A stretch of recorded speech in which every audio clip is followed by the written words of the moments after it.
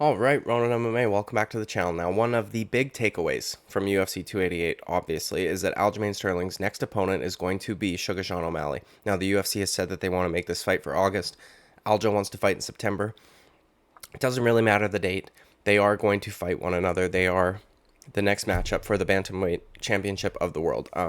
When the fight first got announced, I was pretty much in lockstep with a lot of people, right? That in thinking that Aljamain Sterling will have no issues with Sean O'Malley. We'll take him down. We'll dominate him in the grappling. Could potentially submit him, potentially early on also. I had some people in my live chat, though, arguing with me. And then once I got off stream, I decided to go and look at things for myself and watch some fights and pull up some statistics and things like this. And I think that this fight is a lot harder to call than people are actually giving it credit for. Aljamain Sterling's open up as a 2-1 favorite, right? Which, to be fair, it makes sense. He's a defending champion, three title defenses, regardless of the asterisks. And Sean O'Malley hasn't really fought anybody with the grappling pedigree of an Aljamain Sterling. So we're going to get into a few statistics that I think are going to be relevant here. Some that could potentially favor Sean O'Malley and things like this, because now I'm a little unsure on who I would pick in this fight going forward. So I want to talk about if Sean O'Malley can defy the odds or not. And before we get into it, please like and subscribe, dude. I'd greatly appreciate it. Let's get right into it. So first of all, Sean O'Malley will be the first opponent of Aljamain Sterling's, if I'm not mistaken, who has a higher strike differential than him. And what I mean by that is the difference between strikes landed per minute and strikes absorbed per minute. Aljamain Sterling, everybody knows, high output, lots of volume. Not the cleanest striking in the world, but can be effective with it. And because he's so long, it's harder to hit him back, especially when he's using his long weapons, his long tools that he has, like the front kick, things like this. His strikes land per minute is 4.78. This is average, obviously, right? He's not landing 0.78 of a strike in a fight. This is an average. Now, this hasn't, I would imagine this hasn't been updated since the Henry Cejudo fight, but I don't think it's going to, mess up the average a whole lot. His strikes absorbed per minute, however, 2.37, right? Which means he's over double. He's landing double the amount that he's being absorbed. Or, yeah, almost exactly, too. Maybe like 0.4 off. 0.04 off, which is very, very, very close. That's good, okay? Because when you look at guys that have high volume, typically, they get hit a lot also. Like, I don't have Max Holloway's stats pulled up, but I would imagine his are not double, okay? Except maybe in, like, the Calvin Kattar fight and things like that. But the guy will take one to give one, right? Like, that's a common phrase we hear in MMA. For instance, a guy like Petr Yan, one of Aljamain's opponents, right, 2 times over, strikes landed per minute on average 5.03.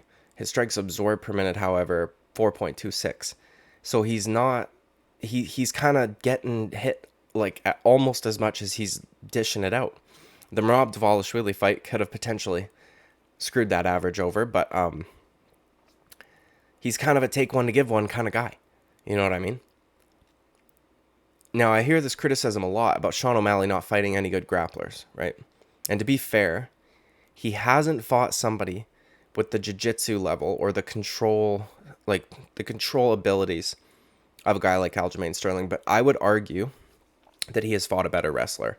And I think that the stats show that, okay? Petr Yan, I would argue, is a better wrestler than Aljamain Sterling, and I think that this is not a hot take to say, okay?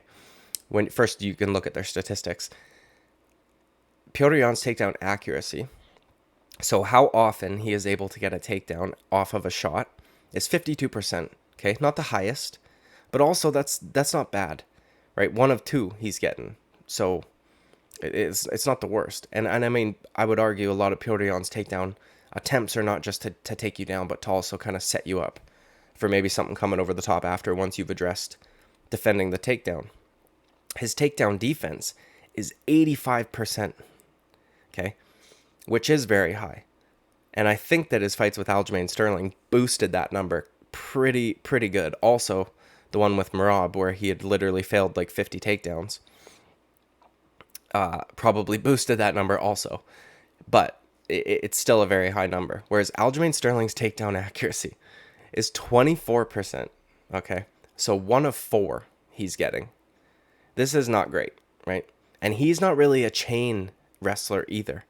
Like, he'll try to if he's able to get you up against the fence, but a lot of these are just bad shots. He takes bad shots.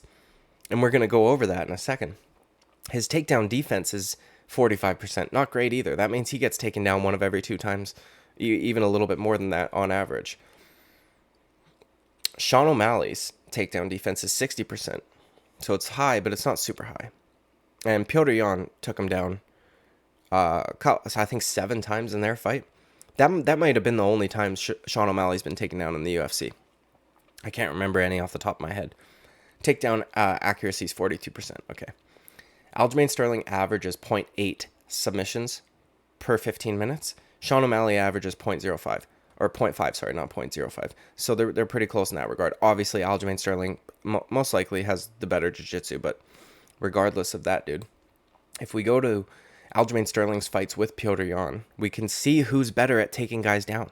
Petr Yan is a better takedown artist. So whether or not he has the ability to like take your back, control you, and potentially submit you on the ground isn't really relevant, because Aljamain Sterling first has to get it there, right? Petr Yan and his fights with Aljamain Sterling, okay? In the first fight, Petr Yan went 7 of 7 on takedown attempts, and those were those trips that he kept landed on Aljo. He was kind of just ragdolling him, right? Aljamain Sterling went 1 of 17.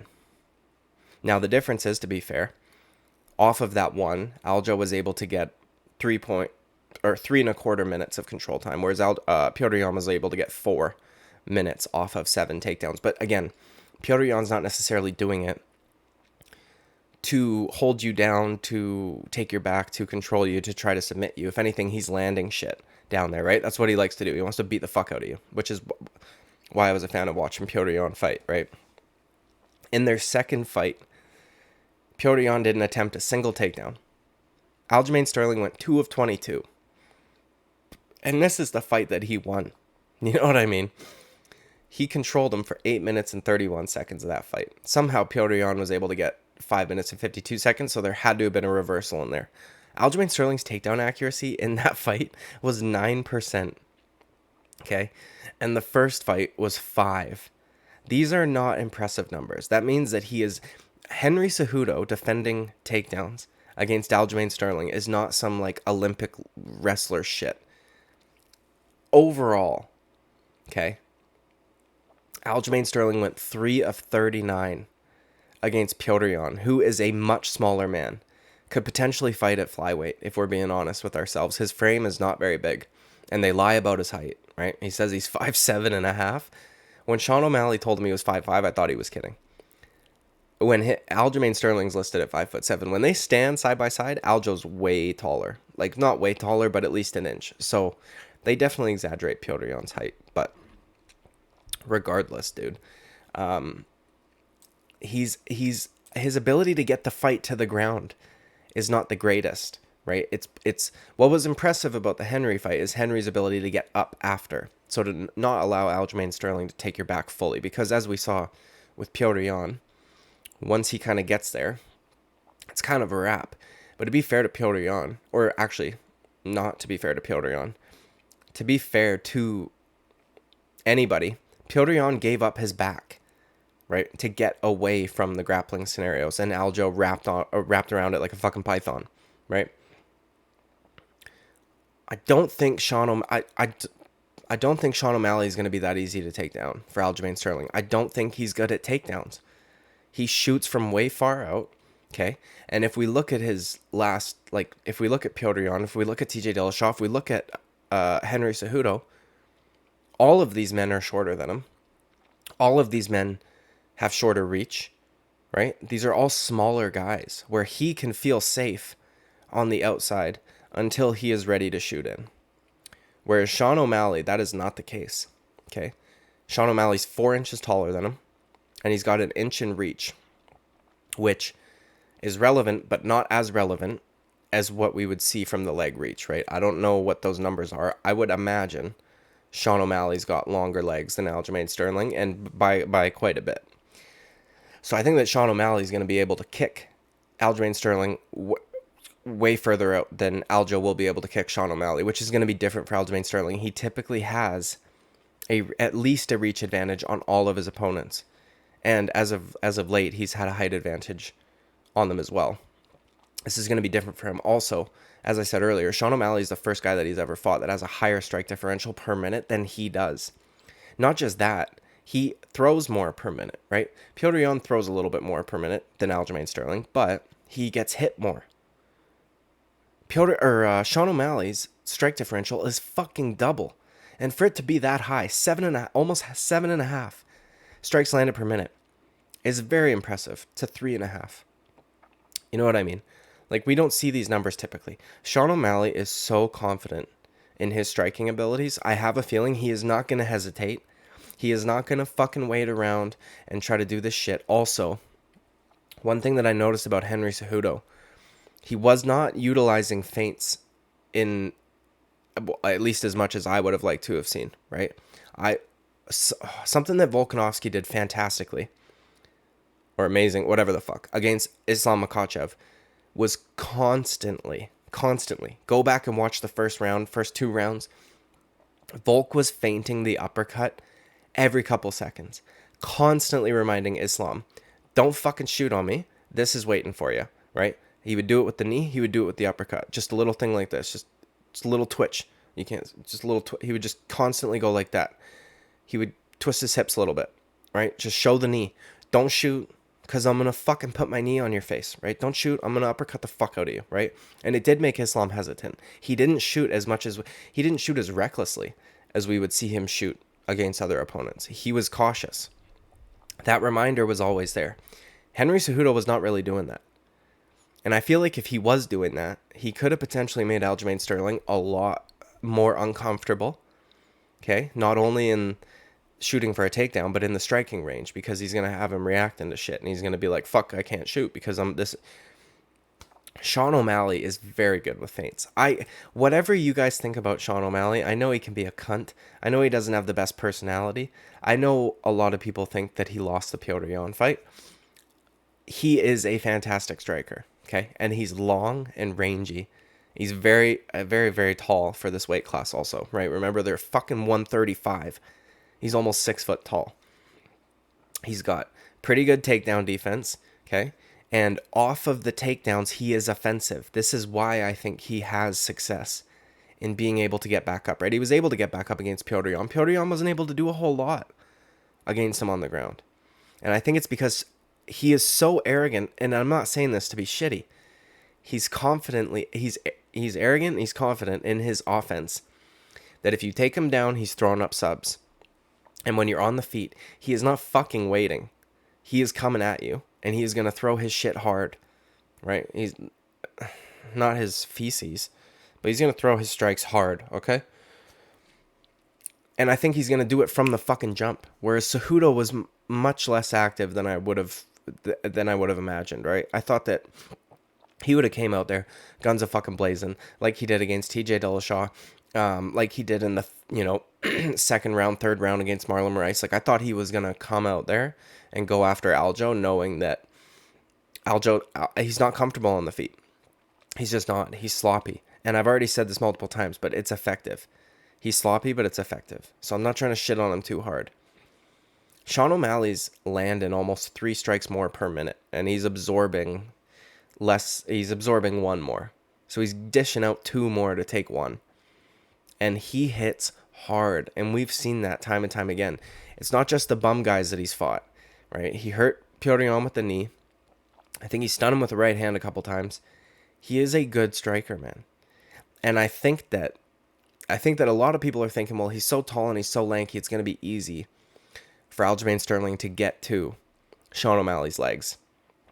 Look at the numbers against a guy in Petr Yan who is shorter with a shorter reach, okay? 3 of 30 fucking 9, dude. This is not good. These are not good numbers. He shoots bad shots. He shoots from too far out. He shoots against guys that are way shorter and sometimes is able to get to them because he's able to stay at his range when they can't get inside. Sean O'Malley's going to be the one keeping him outside. And Aljamain Sterling's going to have to work his way around that. And I don't know that he can. He does not have good striking defense. I get that I shouldn't say that, because his absorb per minute is half of what his land is. That's because of how long he is, though, right? Which is in a way defense. So if he's staying at range and he's teeping you and jabbing you and whatever, good on him, right? He's staying out of harm's way. But again, he's never had to fight a guy who's fucking taller with a bigger reach, who is going to be throwing more than he does. It just hasn't happened.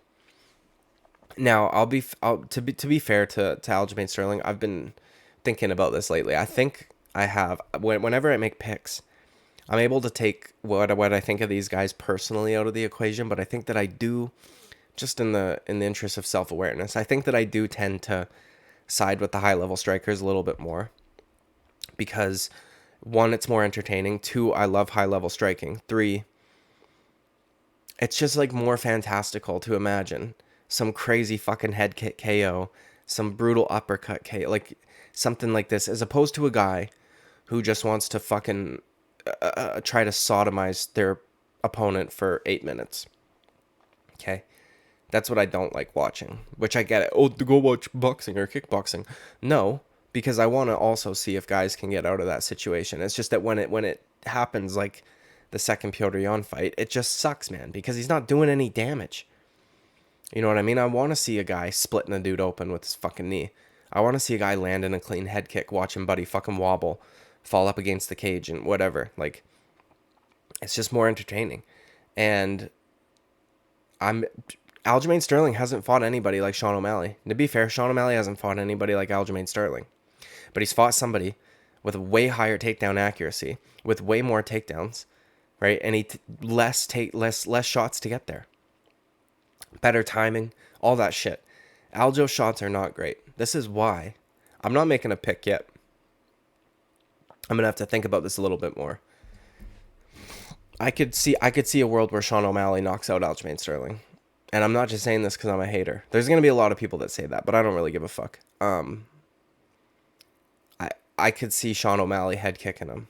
We've seen him be head kicked, man. He does not like being on the feet that much.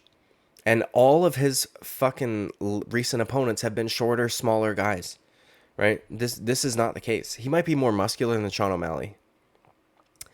He doesn't have that ability to just keep him at bay, though. So these are my thoughts on this fight initially. As I said, I'm not going to make a fucking early prediction.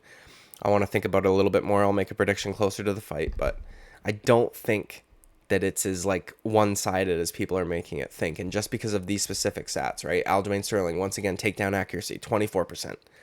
Not good. These are against shorter, smaller guys who he has an easier time getting within range on. So anyways, dude, like and subscribe. Greatly appreciate it. See you at the next video. Bye-bye.